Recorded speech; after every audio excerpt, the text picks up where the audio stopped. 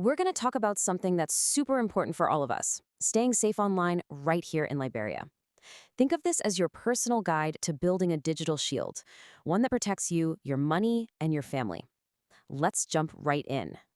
All right, first things first, let me ask you a question. Is your mobile money really safe? I mean, really think about it. We use it for pretty much everything, every single day. But how protected is it, actually? This isn't just some random question. This is a real story about a man named Juma in Monrovia. He got a text, he called the number back, and the person on the other end talked him into giving up his PIN. And just like that, poof, 150 US dollars was gone from his account. This kind of thing happens all the time, and it shows you just how easy it is to get caught in a trap. And that really brings us to the first big point we need to understand. Your digital life is vulnerable. The more we depend on our phones for our money, our business, and talking to our loved ones, the more open we are to new kinds of risks. So, you've probably heard this term, cybersecurity, thrown around. It sounds kind of complicated, right? But it's actually really simple. Think of it like this. It's just locking the door to your digital life. That's it. It's all about protecting yourself, your private info, and of course, your hard-earned money when you're online. So, what are the actual threats we're seeing right here in Liberia? Well, you've probably seen a few of these already. We're talking about those classic scam messages that say, "Congratulations, you won a prize," or those fake calls from someone claiming to be from MTN or Orange. And the big one? Someone hacking into your Facebook account. Just knowing what these tricks look like is half the battle. All right, enough about the problems. Let's talk about solutions. It's time to build your first shield. I'm going to show you some really basic defense moves you can make right now to immediately make yourself so much safer. Okay, here are your first two safety steps. They're non-negotiable. Step 1, put a screen lock on your phone. Use a pin, a pattern, a fingerprint, I don't care what it is, just use something. And step 2, and this is the absolute golden rule, never, ever, ever share your mobile money pin with anyone. Not your friend, not your sister, and definitely not some stranger on the phone. That pin is for your eyes only. Excellent. The front door is now locked. But we're not going to stop there. Now we're going to start building your digital fortress. This is where we create even stronger protections for your most important accounts, like your email and your social media. Let's talk about passwords.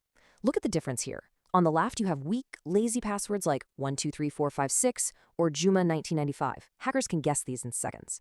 But on the right, you have a strong passphrase. Something memorable like my business on Broad Street or my personal favorite, palm butter and rice for life. See the difference? Way harder for a hacker to crack, but actually pretty easy for you to remember.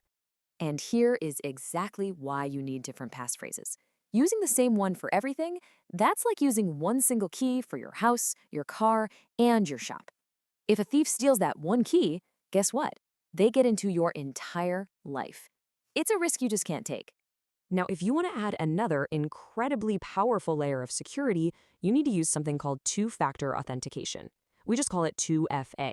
Think of it like putting two locks on your door. Even if a thief somehow gets your key, your password, they still can't get in.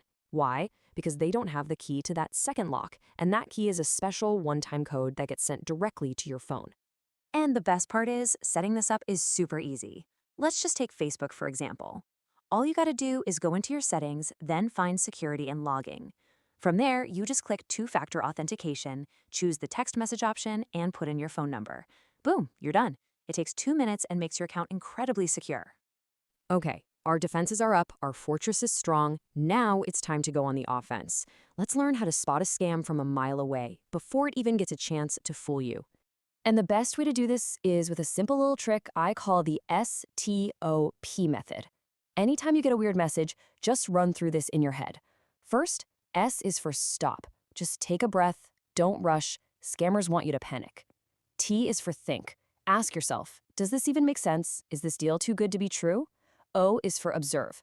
Look closely for red flags like spelling mistakes or weird-looking website links. And finally, P is for protect. Block the number, delete the message, and report it. All right, ready for a pop quiz? Let's test this out. You get this text message. Dear customer, your MTN account will be deactivated. Click here to verify. And then there's a link. What do? Use the stop method. Take a look. Does this seem real to you? Absolutely not. It is a total scam. And here's the dead giveaway. Observe that website address. A real MTN website is never, ever going to be on something called freesite.com. That is a huge red flag. You spotted it? Let's try one more. Now, this one is tricky because it looks like it's coming from a friend, somebody you trust. It says, "Hey, I accidentally sent my WhatsApp verification code to your number. Can you please send it to me?" What do you think? Is this real? No way. This is a classic scam, and it's how hackers take over your WhatsApp account. The second you send them that code, they use it to log in as you and they lock you out. Then they start messaging all your friends and family pretending to be you, usually asking for money. So what's the rule? Never, ever share a verification code with anyone, ever. Fantastic work. You now know the threats, you know the defenses, and you know how to spot an attack. So now let's pull it all together into a simple personal safety action plan you can start using today. Okay, here's level 1. This is your do today checklist. Seriously, before you go to sleep tonight, do these 4 things. Set a strong screen lock on your phone. Change your mobile money PIN. Create a new, strong passphrase for your main email account. And turn on 2FA for your Facebook. This is your immediate, high-impact security upgrade. Now, once you've done that, you're ready for level 2. These are your tasks for this week. First, set up a backup for your phone, either on Google Drive or iCloud. Trust me, you don't want to lose all your photos and contacts if your phone gets stolen. Then go through your apps and review their permissions. And finally, start creating different strong passphrases for your other important accounts. And finally, we have level 3. This is all about building ongoing habits that will keep you safe for good. From now on, you're always going to use that stop method. You're going to use your own mobile data, not public Wi-Fi for any financial stuff. You'll keep your phone and apps updated. And maybe most important of all, you're going to talk to your family and friends about this. Share what you've learned. I want to leave you with this one last thought.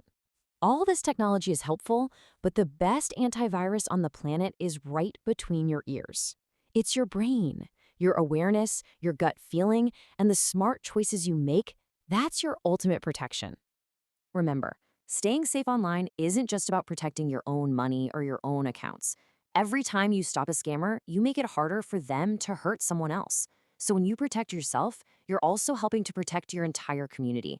Let's do this. Protect yourself, protect your community, and stay safe out there.